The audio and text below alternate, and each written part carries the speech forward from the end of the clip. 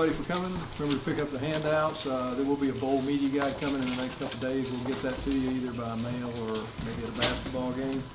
I'll also be sending some periodic updated bowl schedules for New Orleans as some things get changed from time to time. And remember, no live streaming. I'll open with excited for an opportunity to play Baylor in the Sugar Bowl. I haven't got to really address that other than the media teleconferences we had. We were 4 practices in and got a lot of respect for this team. Well, when you watch them on tape, they really play hard, toughness, competitive. I think Coach Rule does a tremendous job. The turnaround he's been able to do there is really incredible. They played in a lot of really tough games this year. Got a lot of respect for their conference, having played Texas from their conference last year, and they do a fabulous job. So our guys, we really just kind of started on them specifically today, but we've had 3 or 4 practices that were more fundamental based, and the coaches have been working towards getting ready for Baylor. So excited about the opportunity to play those guys. I know our players are too. Next thing would be signing day today, which is kind of a weird timing for everything because we've still got the February signing date coming up, but we were able to address a lot of our needs today. I really feel like, when you talk about wide receiver and you talk about offensive line, what we've got leaving and what we need on our roster, able to attack some of those areas and still have work left to be done, hopefully in both those areas. But we got a really good, strong group. We got some really strong academic kids, which matters a lot to me at this university, and some great competitors. A couple guys, I think 4 guys played for state championships, 2 guys won state championships. I'm really excited about this class. It's not completely done yet, but obviously a lot of the pieces are in place. So with that, I'll open it up.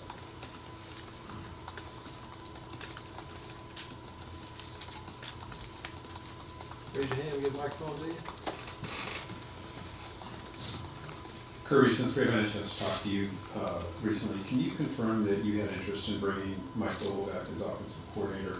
And also as a follow-up, would you anticipate or are you interested in making any change to that position? Yeah, I talk to Mike often and a lot. We're really good friends. But as far as conversation about coming to coach University of Georgia, no. He and I conversed about what he was going to do when he was let go, but that was during the week of the LSU game. As far as any other changes or anything like that, that's decided, after the bowl game, after we look back at the whole year. We're working really hard right now on Baylor, on giving our kids an opportunity to play, and that's really where our focus is. Coach, obviously a lot of wide receivers in this class. Can you just address it? That it looks like that was a point of emphasis, and then you got 2 guys kind of late in the day. Yeah, I'm not allowed to comment on the guys that got the paperwork in, but really excited about those guys. I mean, we've been excited about Justin for a long time. Marcus too. They both came to our camp over the summer and were as competitive kids as you've seen out there in one-on-ones, and both of them had good senior years, and both of them won state championships. Arian's a kid who's got a lot of speed. It's pretty obvious that he can run fast. He wants to be able to run track here, which we've been very open to, and have had success with Miko doing that. So that was a big selling point for him. And we had a lot of other kids join us today that we think are going to help us. Coach, following up on the wide receiver aspect, specifically with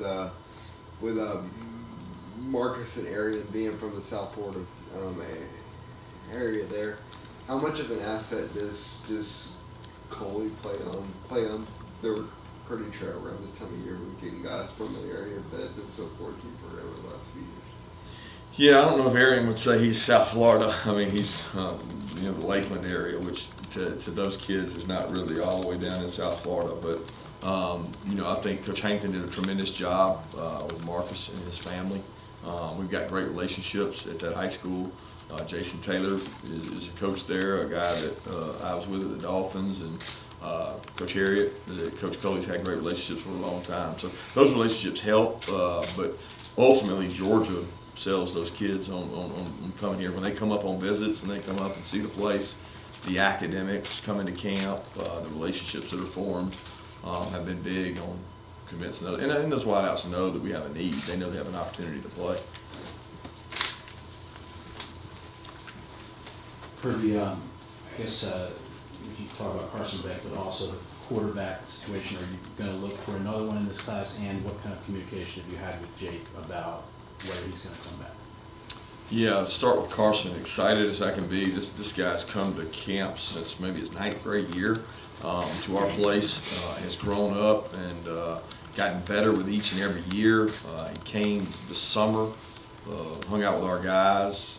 Can't say enough about Carson, his family, the competitive nature that's inside him. He's been a winner. He won a state championship last year, you know, at Mandarin, which has probably never been done before, I think, at their school. So he led those guys to that and did a great job. As far as any others, we're looking for all positions. We got some spots left, and we're looking at every position out there to sign best available players. And that signing the second quarterback's not out of the question, but it's not necessarily something we have to do. As far as Jake, you know, we do with Jake exactly what we do with every player on our team. We bring them in, we talk to teams, I talk to general managers, I talk to organizations, we get information, we give those kids that information. This is a time when we're able to do that, and then when we get closer to the bowl game, we put it away, and then we come back and revisit it, and we've done those things with Jake.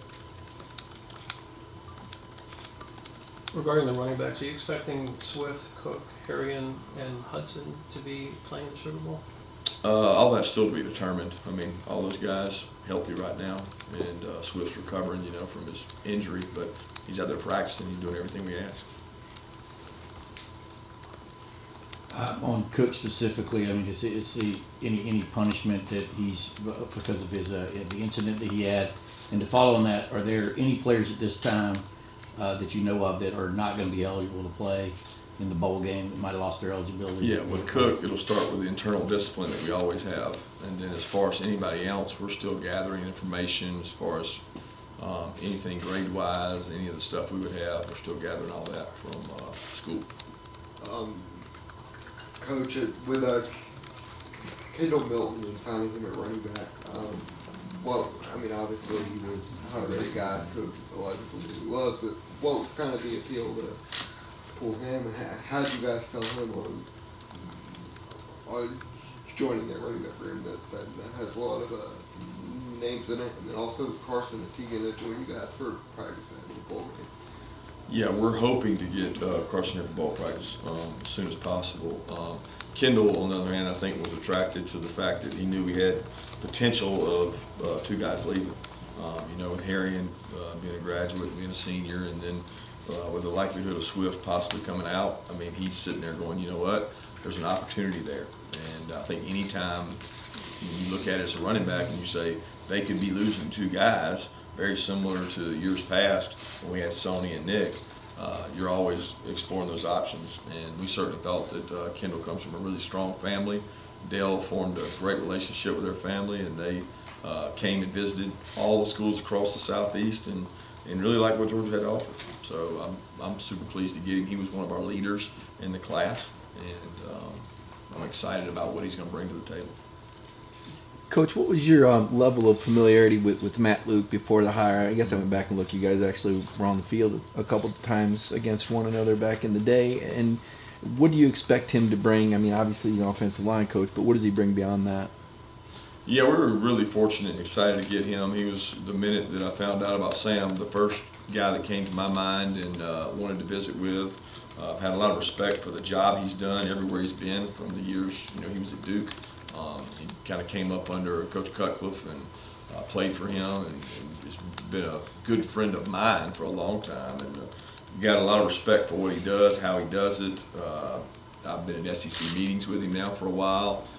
Very sharp, very intelligent guy, and that's kind of come to the realization on the road. When you go into home with him, he's got command, he's got presence. Kids like him.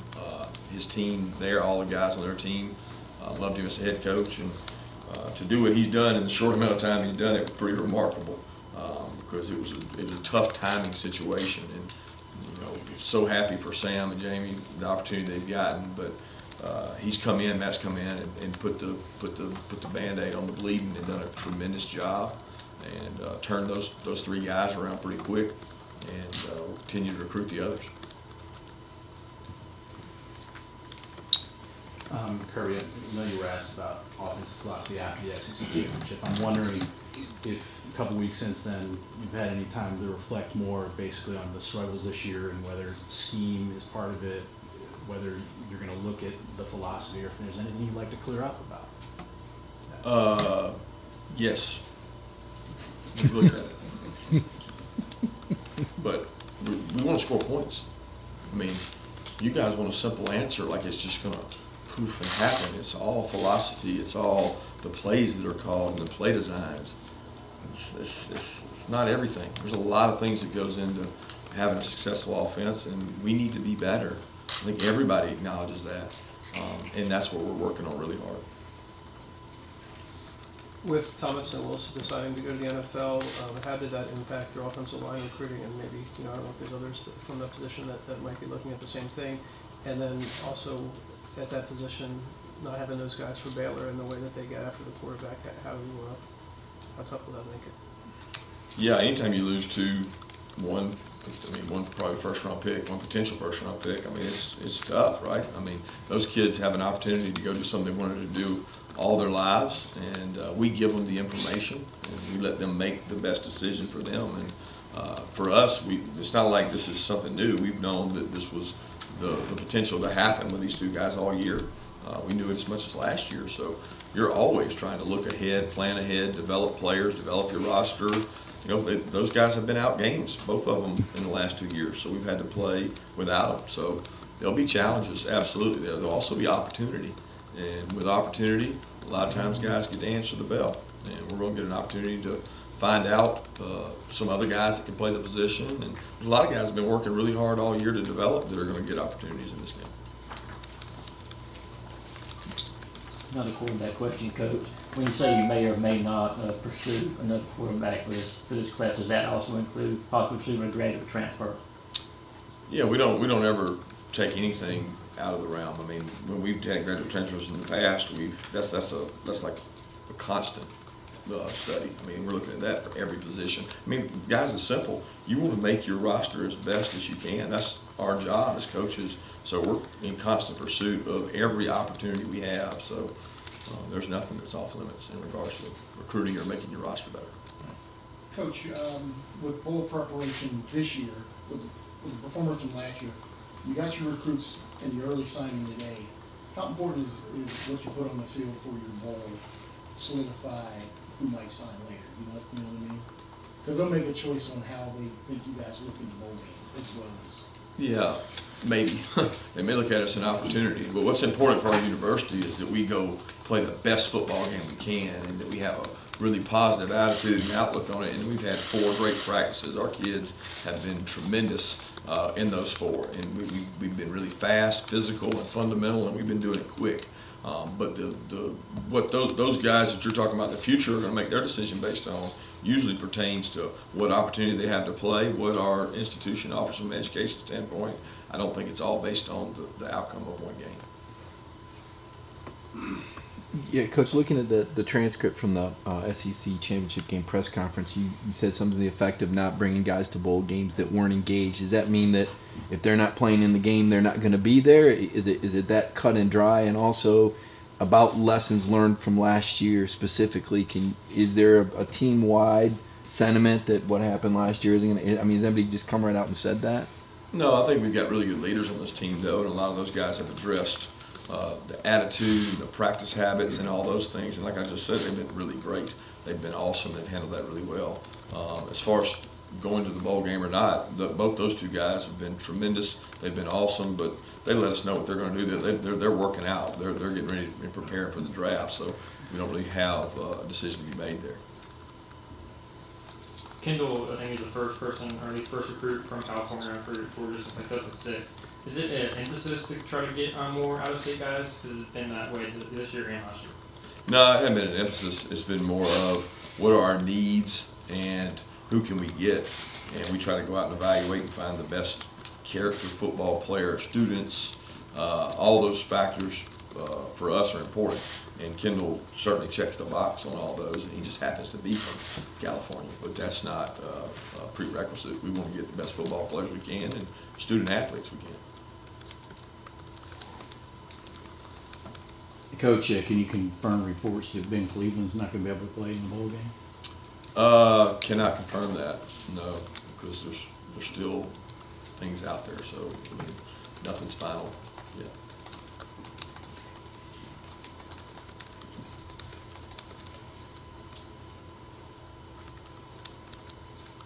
Other questions, raise your hand. I imagine you have a good sense of maybe, what's left between now and February for your class. Can you kind of speak to how you feel about, how it might shape up with the final stretch here, beyond what you're going to have today with your signings? No, I can't really. I mean, we've got guys that I can't comment on, so I can't say anything about. I don't really know what you're asking. Well, just that, you might have, 17, 18 names today, but what you have in February might look different. Or if you have added some other targets, I'm sure you have a sense of, how guys feel about Georgia, as they make their final decisions. Yeah, I can only comment on the ones that have signed today. That's all I'm allowed to comment on. So I'm excited about the ones that signed today and looking forward to finishing off the class with another great class. I'm very pleased with what we brought in today, and I'm very pleased with what we've got coming forward in February, but I can't talk about it. With the guys that you brought that signed today, how many of those guys will come in tomorrow, next week, early enrolls, and how many of them do you take the learning with? I think we're going to have 6 or 7 mid-year enrollees, but they may not be here in time for bowl practice. Some are electing to play in the All-Star games. Some still have to get all their academic paperwork in to be able to enroll mid-year, and some will be here for the practice. Coach, you touched on this in one of the teleconferences that you had earlier about the Sugar Bowl, but how seriously do you think your guys are approaching this game as opposed to last year? I thought they approached it serious last year. We didn't play real well, but we had a bunch of young guys that got to play on defense, and offensively we had turnovers. When you have turnovers, you don't win football games. We've kind of gotten to that point, and we're at a 0 turnover margin, and they're at a plus 14. So for the last 4 days, we've been banging that home. We can't have turnovers and win football games. So certainly excited to give our guys an opportunity. They've all embraced the challenge, and that's what you do as a leader. You confront and demand and say, this is how we're going to do it, and if you don't do it to the standard, then you don't play. And all these kids have been great. They've done a good job of that. How would you evaluate the teams of guys you got today, particularly on the defensive line? Excited. I think those 3 guys, when you start looking across the country, defensive linemen are hard to find. 6'3+, 300-pound plus athletic guys.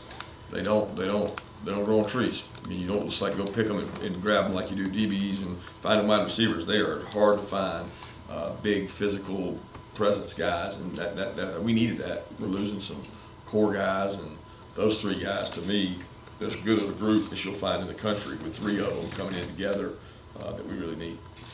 Coach, I was going to follow up on that. Just from a numbers standpoint and a need standpoint, what were the areas you wanted to address and what's left? I know you said you want best players still out there, but from a numbers standpoint, what did you really want to hit on, and what areas you think you got to hit now?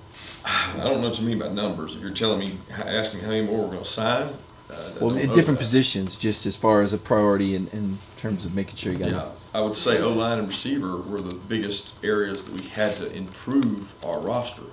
But you can't say that in a class, because a class has all the parts. So if it's missing one part, then you could be deficient 2 years from now, 3 years from now, maybe next year. So I don't feel like that we're going, oh man, there's a major deficiency here. We've got a good, really balanced class. I mean, you could say linebacker, but we felt like that it was not a need to have to go take a guy at inside backer, because we had some young guys there. So I don't know if that answers your question, but that's what I'm getting at. Going back to the SEC championship, when you had guys like Lewis Cine and Tyreek Stevenson, and especially Lewis Cine, I guess, what was it about his growth that kind of led you guys to give him some more play time there? I know that probably the scheme of LSU kind of played into that, but also we talked about it throughout the year, but the fact that a lot of these freshmen contributed, did that help you guys to sign some of these guys in this class? I don't know how many of these guys look at that and acknowledge that. I don't know if that's really important to them because it's twofold. Yeah, they play a lot of freshmen. Well, everybody in the country plays a lot of freshmen because our rosters aren't as deep as they used to be. Also, sometimes they see that as that's another guy in front of me. You know, so I don't know that that has bearing all the time, other than we will give good football players opportunities to play, and if you're good enough, you're old enough. You don't have to be a certain age. If you're good enough, you're old enough, and we've always had that mantra around here. But Lewis had done some good things during the year. He'd really played well when given the opportunity, and he did some good things in that game. He's one of our faster players, and he helps matchup wise, and he's one of our best tacklers. So that was why he got the opportunity. How many practices are you having on campus? And given that it's the same bowl, are you changing anything up in terms of just so it's not like a repeat of everything last year in terms of the activities for the players and the just the whole approach?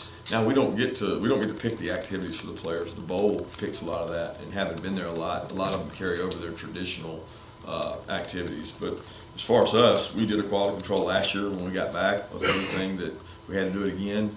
You know, what would we do different? What can we do better? We took those sheets out, and we're looking at that. We've made some changes, some subtle, some major, and I'm excited about the opportunity. But that's why you do that when it's fresh on your mind right when you get back, because we're very detail-oriented of, okay, well, would we stay there? Would we go there? Would we do this? Would we have this game? Would we do that game? Would we practice this way? Would we practice this time? Look at all that and try to find the best available option. But at the end of the day, it's really what kind of person are you inside? Like when you look at yourself in the mirror, can you accept that you did your best and you know you did your best, or do you feel like you did less than your best? And that's what we're challenging the guys to do. That comes from inside. 2 more questions? Thank you. With the coaching change on your staff this year, with players coming and going, I'm just wondering you personally how you've adjusted. I mean, this has been 4 years for you, but it looks like this off season has been a busy one. I just wonder how have you adjusted, and what have you learned from just this particular off season with all the transactions that have been going on around you?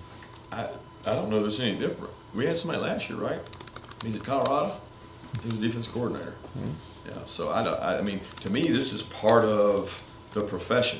When you win football games and you win your division 3 years in a row, people get opportunities, and I am happy that Sam Pittman gets the opportunity he gets. We've had other coaches on our staff get opportunities that have elected to stay, and that is a good thing.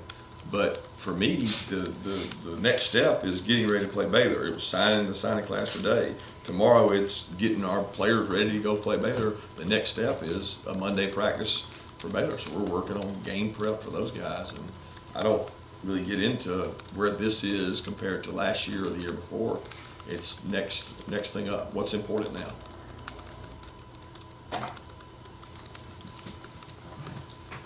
Coach, I don't mean anything bad. I'm just curious.